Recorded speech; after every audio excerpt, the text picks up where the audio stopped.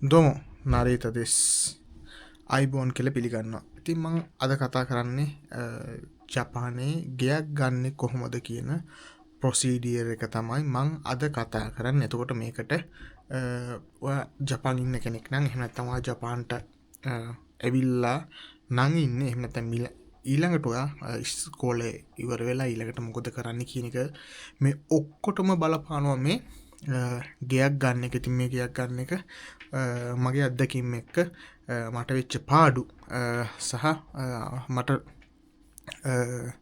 මම ලබාගත්ත එක්ස්පීරියන්ස් එක්ක මං අද මේ වීඩියෝ ඔයගොල්ලොත් එක්ක ෂෙයා කරනවා. ඉතින් ඒක නිසා ජපානයේ රෙන්ට් එකට ගෙයක් ගන්න කෙනෙක් ඉන්නවා නම් ගන්න කලින් මේ වීඩියෝ එක අවසන් වෙනකම් බලන්න. මොකද සියලුම දේවල් කතා කරනවා. ඒක නිසා බය වෙන්න එපා. ඔයා ස්ටුඩන්ට් කෙනෙක් වෙන්න පුළුවන්. එහෙම නැත්නම් වර්කින් වීසා ඉන්න කෙනෙක් වෙන්න පුළුවන්. එහෙම නැත්නම් ඔයා SSW හරි ට්‍රේනින් වීසා වලින් හරි ඇවිල්ලා ඉන්න කෙනෙක් ඉන්නවා නම් මේ ඔක්කොටම අදාළ වෙන්න තමයි පොදුවේ මම කතා කරන්නේ. ඒක නිසා අවසන් වෙද්දි මේ ඔක්කොම මම ඔයගොල්ලන්ට කොහොමද වෙන්නේ කියන එක පිළිබඳව වීඩියෝ එක අරගෙන යනවා. හරි. මුලින්ම කියන්න ඕනේ අපි ජපානයෙන් ගෙයක් ගන්න කොහොමද කියන එක ප්‍රශ්නේ. මේක සාමාන්‍යයෙන් ගන්න ක්‍රම කීපයක් තියෙනවා. සාමාන්‍යයෙන් ඉක්මනටම කිව්වොත් එහෙම ඔයාට ජපානි කෙනෙක් ඉන්නවනම් හොෂෝනින් කෙනෙක් එහෙම නැත්නම් බාරකාරයෙක් ඉන්නවනම් එයා අස්සම් කරොත් ඔයාට ඕන වෙලාවක පටස් ගාලා ගෙයක් ගන්න පුළුවන්. ඉතින් ඒකට කිසිම ප්‍රශ්නයක් වෙන්නේ නැහැ. මොකද්ද මේ හොෂෝනින් කියලා කියන්නේ? හොෂෝනින් කියලා කියන්නේ එහෙම නැත්නම් බාරකාරය වගේ අදහසක් තමයි වෙන්නේ. ඒ කියන්නේ ඔයාට මොකක් හරි දෙයක් වෙලා මොකක් හරි දෙයක් වුණොත් අනිවාර්යෙන් ඔයාට කෝල් එක ඔයාගේ සම්බන්ධයෙන් මොකක් හරි ඕනම දෙයකට කෝල් එක යන්නේ ඔයාට නෙමෙයි, ඔයාට ඔයා වෙනුවෙන් අස්සම් කරපු කෙනාට. ඉතින් මතක තියාගන්න ජපානයේ අය සාමාන්‍යයෙන් මේ හොෂෝනින් කියන ගැරන්ටර්ට අස්සම් කරන්නේ නැහැ. මොකද ඒක පට්ට කරදරයක්. ඒ කියන්නේ උදාහරණයකට ඔයා ගත්ත ගෙයක් එතකොට ඔයාගේ ගෙවල් කුලි වට ගෙවා ගන්න බැරුව ගියා මාසයක්. එහෙම වුණාන් පස්සේ එහෙම නැත්නම් ඔයාගේ මොකක් හරි දෙයක් කැඩුනා නම් බිඳුනා නම් අනිවාර්යෙන් එයාට තමයි කෝල් එක යන්නේ. කෝල් එක ඉතින් දීලා එයාට වද දෙනවා. මොකද අපට ජපාන් බැරි නිසා. ඉතින් ඒ වගේ අවස්ථාවලදී ජපාන අය ගොඩක් දන්නවා මේක වෙන්නේ මෙහෙම සිස්ටම් එක කියලා. ඉතින් ඒක නිසා ගොඩක් අය අනිවාර්යෙන් අස්සම් කරන්නේ නැහැ මේ හොෂෝනින් කියන එහෙම නැත්නම් ගැරන්ටර් කියන එකට. එහෙම බැරි වුණොත් අපි කොහොමද සෙට් කරගන්නේ ගියක්? මෙහෙමයි. දැන් ඔයා ඉන්නේ මොන වීසකෙන්ද කියන එක ඔයා හොඳට මතක තියාගන්න. ඒ කියන්නේ උදාහරණයකට කියමුකෝ අපි දැන් ස්ටුඩන්ට් ඉන්නවා කියලා. එතකොට ඔයා ස්ටුඩන්ට් ඉඳගෙන ඔයා මේ අවුරුද්දේ ආවා. එහෙම නැත්නම් ඔයාට ෂෙයා හවුස් එකක් දුන්නා. ෂෙයා හවුස් එකේ ඉන්න බැරි හින්දා ඔයාට තනියම ඔයාගේ ලයිෆ් එක එන්ජොයි කරන්න ඕනේ හින්දා ඔයාට ගෙයක් ගන්න ඕනේ. එතකොට ඔයා ඇවිල්ලා තියෙන අපි උදාහරණයක් ඔයා ටෝකියෝ වලට ඇවිල්ලා තියෙන. එතකොට ඔයාගේ ඉස්කෝලේ ඉවර වෙනවා අවුරුද්දකින් හරි අවුරුද්දයි මාස 3කින් හරි. ඊට පස්සේ ඔයා මොකද කරන්නේ? එහෙම නැත්නම් ඔයා නැවත ටෝකියෝම ඉන්නවද? කියන්නේ දැන් ඔයා වර්කින් වීසා නම් ඇවිල්ලා ඉන්නේ. ඔයා කරන ජොබ් එක කොහොමද? මේ ජොබ් එකේම මම අවුරුදු 2-3ක් ඉන්නවද? එහෙම නැත්නම් මට මේකේ එපා වුණොත් මම මේකෙන් අයින් වෙලා තව තැනකට මාරු වෙනවද? එහෙම නැත්නම් දැන් අපි හිමු ටෝකියෝ වල ඉඳන් ඕසකා වලට මාරු වෙනවා. ඒ වගේ දෙයක් ඔයා කලින්ම ප්ලෑන් කරලා තියෙනවද? ප්ලෑන් කරලා නැත්තම් ඔන්න දැන් තමයි ඔයාට හොඳම chance එක. ඒක අනිවාර්යයෙන්ම ඔයා ප්ලෑන් කරන්න ඕනේ. මොකද ඔයා ඉන්න තැන හරියටම අවුරුදු කීයක් ඔයා ඔතන ඉන්න බලාපොරොත්තු වෙනවද කියන එක.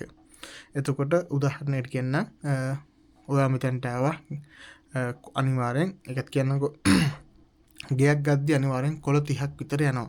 කොළයක් කියන රුපියල් 10000ක් වගේ කොළ 30කට විතර ආසන්න මුදලක් යනවා. ඒ වගේම සති 3ක් විතර කාලයක් යනවා ඔයාට ඒ ගෙදර යතුරු හරියටම අතට ලැබෙන්න. ඉතින් ඒකට එක දේවල් ඇඩ් වෙනවා. ඒ කියන්නේ ගෙවල් වල යතුරු මාරු කරන්න, ගෙදර පිරිසිදු කරන්න, ඊට පස්සේ ඒකේවට තමයි ඒ කොළ ගාන ගන්න. ඒ වගේම ඔයාගේ ගැරන්ටි හැටියටත් ඒ ගාන ඇතුළත් වෙනවා. එතකොට ඔයා කොළ 30ක් දීලා ඒ ගන්න ගෙදර ඔයා සාමාන්‍යයෙන් කොච්චර කාලයක් ඉන්නවද? අවුරුද්ද දින්නේ, අවුරුදු 2 දින්නේ, අවුරුදු 3 දින්නේ කියන එක ඔයා දැන් කල්පනා කරන්න. එහෙම කල්පනා කරලා මම මේ ජොබ් එකේ අයින් වෙලා තව ජොබ් එකකට යනවා. එහෙම කියලා හිතුනොත් අනිවාර්යෙන් මතක තියාගන්න.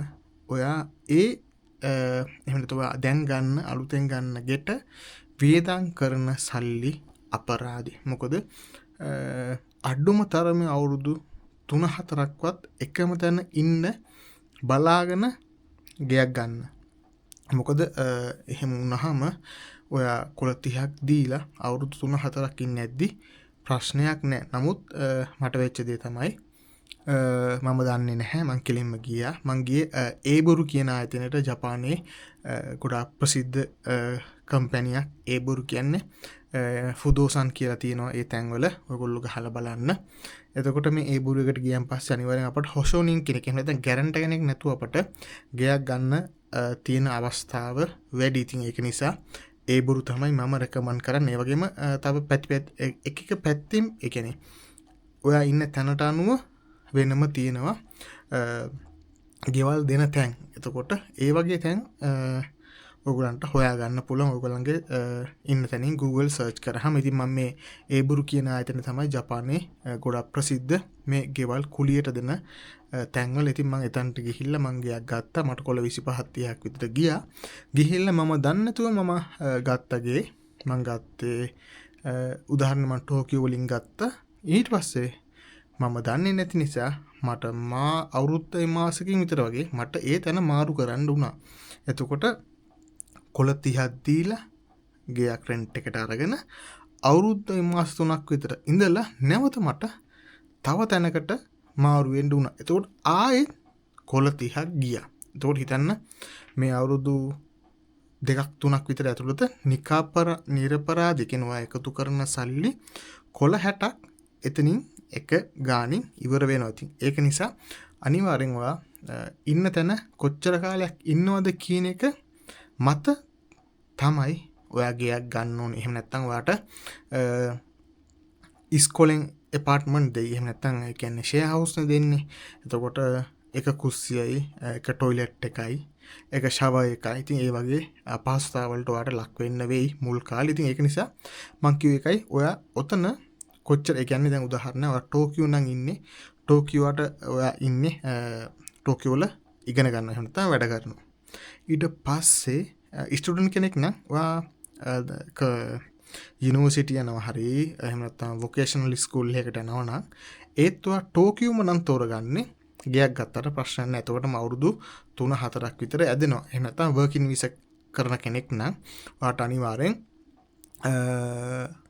ඉන්න තැනින් ඇපාර්ට්මන්ට් එකක් හම්බුනේ නැත්නම් ගන්න ඒ ජොබ් එක ඔයා කොච්චර කාල ඉන්නවද කියලා තීරණය කරලා ඔයාට එතනින් ගියක් ගන්න පුළුවන්. එහෙම වුණොත් ඔයා ඒ තැන ඔයා හොඳට මහන්සියෙන් වැඩ කරොත් අනිවාර්යෙන් ඔයාට වර්කින් විසා ඉන්න කෙනෙක් හරි ට්‍රේනින් විසා කෙනෙක් හරි ඉන්න කෙනෙක් නම් ඔයාට කම්පැනියේ යම් කිසි මුදලක් ඔයාට ගෙවන්න පුළුවන් හැකියාව තියෙනවා. ඒ කියන්නේ ඔයා මහන්සිලා මුලින් සාමාන්‍යයෙන් මාස 2-3ක් බලන ඔයා කොහොමද වැඩ කරන්නේ. එහෙම නැත්නම් ඔයා කොහොමද මේ ජොබ් එකට සෙට් වෙන්න කියන එක මේගොල්ලෝ බලනවා. ඊට පස්සේ ඔයගොල්ලෝ ඔයා කොහොම හරි ගේම ගහගෙන යනවා කියලා දැනගත්තාම අනිවාර්යෙන් ඒගොල්ලෝ ඔයාව යවන්නේ නැහැ. ඔයාව අනිවාර්යෙන් චුට්ටක් පඩි වැඩි කරලා ඊට පස්සේ පොඩි බෝනස් එකක් හරි දීලා තමයි ඔයාව තියාගන්න බලන්නේ. මොකද ඒගොල්ලෝ හිතනවා ඔයා අනිවාර්යෙන් අපේ කම්පැනියට වටින කෙනෙක් කියලා. ඉතින් එහෙම යද්දි ඔයාලා ටිකක් කල් ඔයාගේ ජපන් භාෂාව හදාගෙන ඔයා හොඳට වැඩ කරගෙන යද්දි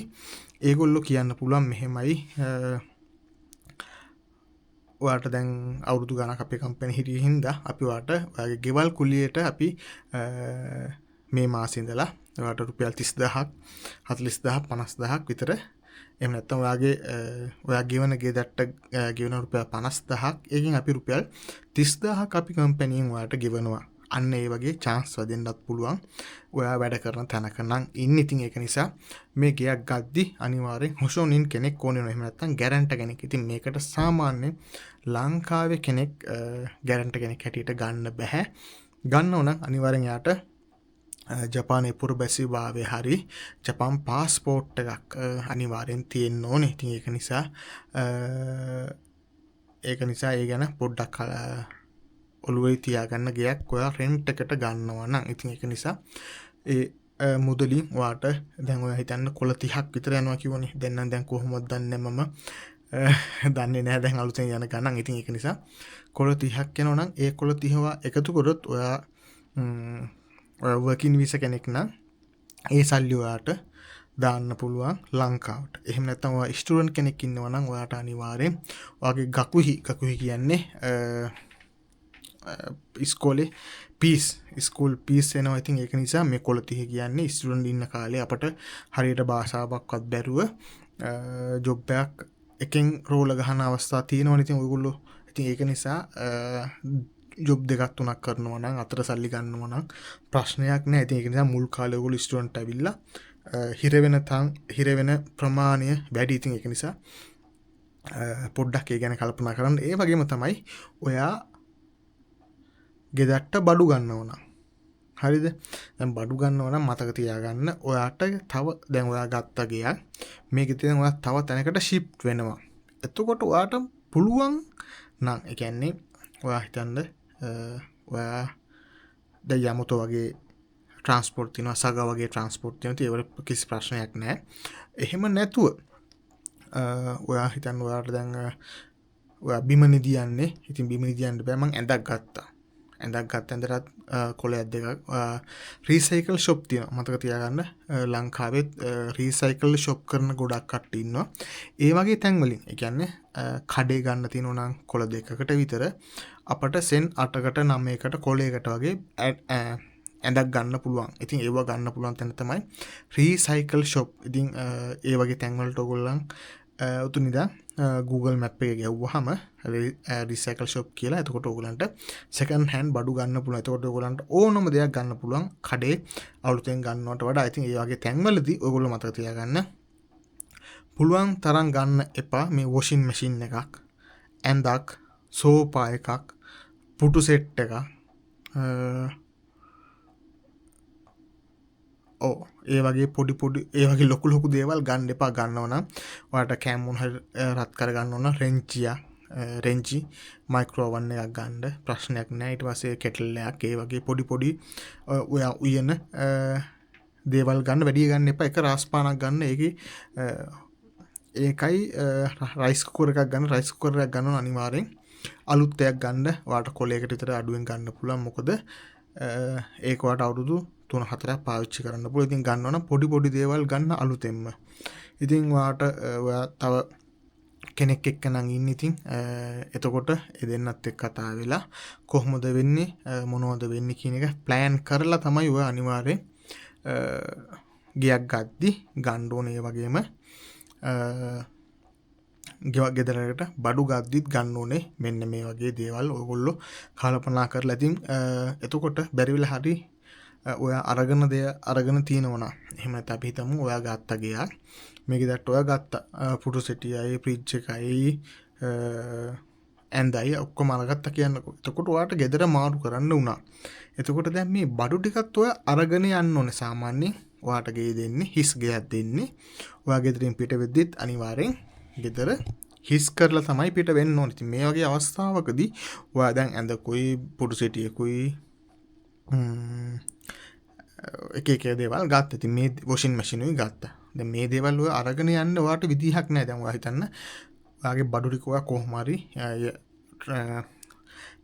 සූට් කේස් වල හරි දාගෙන අරගෙන ගියා කියන්නකෝ. දැන් ඇඳක් පුටු සැටියක් ලොකු දේවල් ඔයාට ගෙනියන්න බෑනේ. එතකොට ඔයා හිතන්න ඔයා ටෝකියෝ වල ඉඳන් ඔයාට ඊළඟ ජොබ් එක හරි එහෙම නැත්නම් ඊළඟ ස්කූල් එක හරි මොකක් හරි දෙයක් හම්බුනේ ඕසකා වලට. ටෝකියෝ වල ඉඳන් අඩුම කිලෝමීටර් 300ක් විතර තියෙනවා බස් එකේ හරි හයිවේ එකේ හරි ගියොත් ඕසකා වලට යන්න. එතකොට මෙතන ඉඳන් මෙතනට ට්‍රාන්ස්පෝර්ට් එක කීයද? සාමාන්‍යයෙන් කොළ 30කට වඩා අනිවාර්යෙන් ගන්නවා. මොකද ඒ බඩු ටික ට්‍රාන්ස්පෝර්ට් එකට ඒ මිනිස් කුලියත් එක්ක. ඉතින් ඒක නිසා කොළ 30කට වඩා අනිවාර්යෙන් යයි. එහෙම වුණාම ඔයා විඳින දුක කොහොමද කියන එක ඔයාලට දැන් තේරෙන්නේ නැතුණාට මම ඒක වින්ද මම ඒ කට්ට කෑව නිසා තමයි මේ වීඩියෝ එකෙන් ඔයගලන්ට කියන්නේ මේ වගේ දේවල් ගන්න එපා. ඒක නිසා තමයි කියන්නේ ආව කාලේ මුල්ම කාලේ හරි අමාරුයි. මොකද අපි ඔයා ජීවත් වෙන්නේ වෙන ලයිෆ් එකක මං ජීවත් වෙන්නේ වෙන ලයිෆ් එකක. එතකොට මේ දෙන්නට දෙන්න ගැලපෙන්න කියන්නේ. ඔයත් ඉන්නේ එකම ඉස්කෝලේ මාත් ඉන්නේ එකම ඉස්කෝලේ.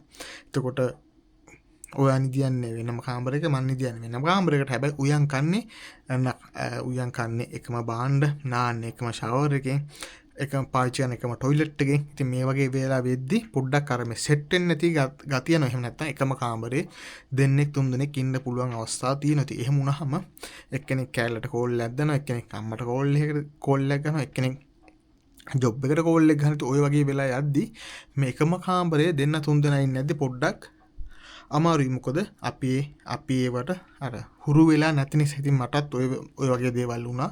ඉතින් ඒක නිසා තමයි මම ඔයගලන්ට මේ වීඩියෝ වලින් හැමදේම පුළුවන් හැටියට මම ඔයගලන්ට කියන්න ඉතින්. එතකොට ඔයා හරියටම මේ ස්ථානේ කොච්චර කාලයක් ඉන්නවද? කට්ට කාගෙන ඉන්න. මුල් කාලේ ගන්න යන්න එපා කිසිම දෙයක්. ඇඳුම් අරන් එන්නත් එපා. ලංකාවෙන් ඉද්දි අනිවාර්යෙන් ඔයගලන්ට ගන්න පුළුවන්. ජපානේ ජපාන්ට හරියන ඇඳුම් තියෙනවා. ඉතින් ඒක නිසා ජපාන් කතා කරන්න පුරුදු වෙලා එන්න. ඉතින් මම ওই ටික තමයි ඉතින් මට කියන්න ඕනේ. මොකද ඕගොල්ලෝ ජපාන්ට ආව අලුත මොනවා කරයිද කියන දන්නේ නැති ඒ වගේ දේවල් හින්දා තමයි දැන් සාමාන්‍යයෙන් කට්ටියත් එක්ක එකතු වෙලා ගෙයක් ගන්නවා. ඒ කියන්නේ 3 දෙනෙක් එක්ක එකතු වෙලා ගෙයක් ගන්න. එතකොට මෙයාට ගේ ගන්නේ ජපාන් කතා කරන්න පුළුවන් කෙනෙක් නේ. එතකොට 3 දෙනාත් එක්ක එකතු වෙලා අරගෙන මෙයා ගෙදරින් මොකක් හරි වැටුණා කියන දෙයක් හරි අරගෙන මිසින් වෙනවා. එතකොට ඉතුරු වෙලා ඉන්නේ ওই දෙන්නනේ. ওই දෙන්නගේ අතින් මොකක් හරි දෙයක් වුණොත් අනිවාර්යෙන් වග කියන්න වෙන්නේ ඔයගොල්ලන්ට. එහෙම නැත්නම් අර ගැරන්ටට. ඉතින් ඒක නිසා ඔය හවුල ගෙවල් ගන්න යන එකත් පොඩ්ඩක් ඒ තරම් හොඳ දෙයක් නෙමෙයි. ඉතින් පුළුවන් නම් ගන්නවා නම් සල්ලි දිනනවා නම් කොළ 30ක් විතර වීදම් කරන්න පුළුවන් නම් එකපාර ඔයා තනියම ගෙයක් ගන්න.